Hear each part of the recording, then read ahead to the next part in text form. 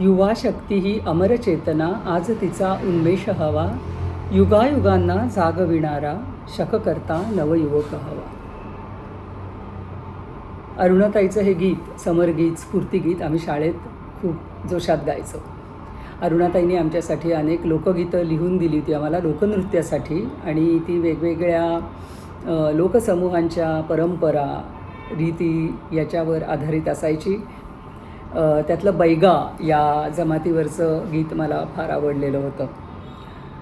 अर्थात अरुणाताईला कविता वयाच्या फार मला वाटतं किशोरवयातच भेटली, आणि तेव्हा तर अरुणाताईंनी स्वतःच असं विधान केलं आहे की कवितेचं असं इंद्रजाल पसरलं होतं की आयुष्याचं दुसरं नाव कविता आहे असं म्हटलं असतं तरी चाललं असतं. एकूणच पुस्तकांच्या भिंती असलेल्या घरात वाढलेली ही भावंडं आहेत, आणि सगळ्यांकडेच हा वारसा आहे अण्णांचा, आणि हे हा ज्ञानयज्ञ ते अक्षय अग्निहोत्र त्यांनी आपापल्या परीने उजळतं ठेवलेलंच आहे. शिवाय मृदू बोलणाऱ्या, सोज्वळ हसणाऱ्या आणि ह्यात कायम पाठीशी उभ्या राहणाऱ्या अरुणा वर्षाच्या आई, त्यांची आठवण इथे काढल्याशिवाय राहत नाही. त्यामुळे आणि आमच्या बाई, म्हणजे कुठली वीण, कुठला टाका, कुठले रंग निवडायचे आणि ते वस्त्र कसं पुढे विणत जायचं, ही कला पण बाईंकडनं शिकलो आम्ही. त्यामुळे या सगळ्यांनीच आम्हाला भरभरून काही दिलेलं आहे. या निमित्ताने त्या सगळ्यांबद्दल पण कृतज्ञता. आणि अरुणाताई, तुझं अभिष्टचिंतन 70व्या वाढदिवसानिमित्त खास.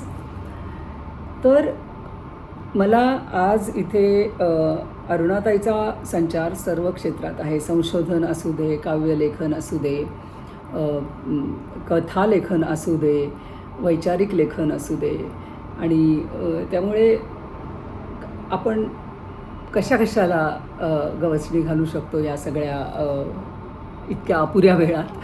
त्यामुळे मी 2-3 मला आवडलेल्या पुस्तकांचा उल्लेख करते. एक म्हणजे विस्मृतिचित्रे.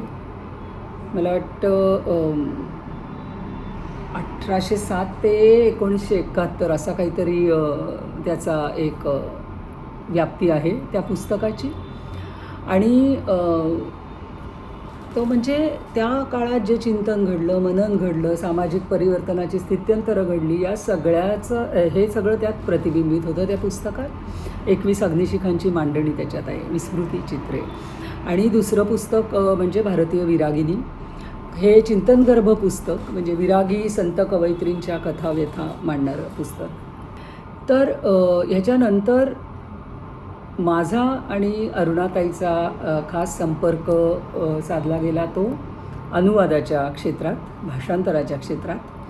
त्यामुळे मी तिची 2 भाषांतरित पुस्तकं इथे नमूद करू इच्छिते. एक म्हणजे राजतरंगिणी, म्हणजे राजांची नदी, राजवंशाचा प्रवाह, प्रशांत तळणीकर आणि अरुणाताई यांनी केलेलं आहे हे संस्कृतमधनं मराठीमध्ये. आणि म्हणजे काश्मीरच्या भूमीला समजून घेण्याची, तिच्यावर नांदणाऱ्या जनसमूहाचा स्वभाव आणि प्रकृती जाणून घेण्याची, त्यांनी जे पाहिलं आणि साहिलं त्यातून त्यांची जडणघडण कशी होत गेली याचं भान ठेवण्याची गरज आज तीव्र झालेली आहे. आणि त्यासाठी हे पुस्तक आपण खरोखर, हा ग्रंथ आपण वाचला पाहिजे. आणि त्यानंतर ललदेत, ह्या भक्ती संप्रदायातल्या संत कवयित्रीच्या कवनाचं गारूड आपल्या मनावरनं उतरायला तयार नाही. रणजित हसकोटेंनी त्याचं इंग्रजीत अनुवाद केला आहे. आणि अरुणाताईंनी या 5-5.5 हजार वर्षांच्या काश्मीरी संस्कृतीला आवाज देणारी ही कवयित्री लल्लेश्वरी, लल्ला ईश्वरी, लल्ला अरिफा, छंद, ललदेत अशा अनेक नावांनी तिचा उल्लेख केला जातो. तर हे पुस्तकसुद्धा आपल्या संग्रही जरूर असायला हवं. आणि तिसरं पुस्तक म्हणजे विवेक आणि विद्रोह. याचा फक्त मी तुम्हाला एक विचारसूत्र सांगते या पुस्तकामागचं, की सच्चा सुधारणावादी हे नेहमीच जाणून असतो की श्रद्धा डोळस हवी, त्याग सबळ हवा आणि तत्व पोषक हवीत. तर ह्या 3 पुस्तकांनंतर मी येते माझ्या अनुभवाकडे. ज्यावेळी आम्ही उल्रिके ड्रेसनर या जर्मन कवयित्रीच्या कविता अनुसर्जित केल्या अरुणाताईंनी आणि मी, तेव्हा मी आधी साकव संवादिकेचं काम केलं, म्हणजे जर्मनमधून मराठीत स्वतःच्यातलं कवयित्री स्वतःच्यातली बाजूला ठेवून केवळ एक भाषांतरकार म्हणून ते अरुणाताई पुढे मांडलं.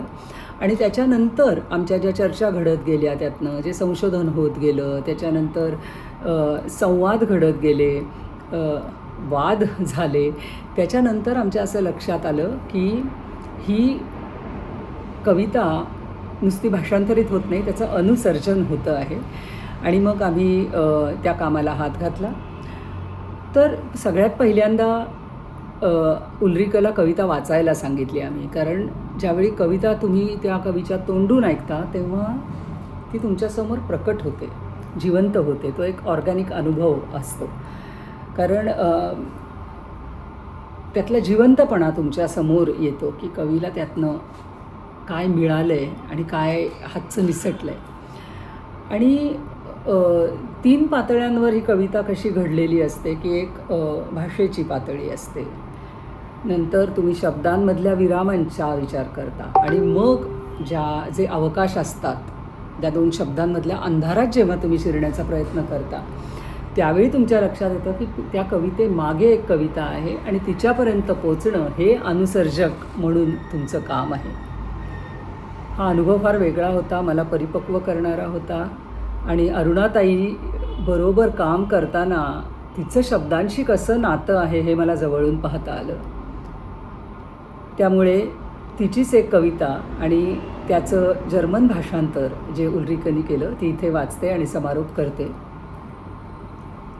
युद्धापेक्षाही प्राणांतिक जखमा करणारी वाटतात मला युद्धानंतर जन्माला आलेली दुःख, की वाताहतीला कसला अर्थच नसतो, जगण्या मरण्यात गुंतलेले नसतात आसक्त संदर्भ, माणसावर प्रेम करणारा कोणी ईश्वर असेल यावरचा विश्वास उडतो.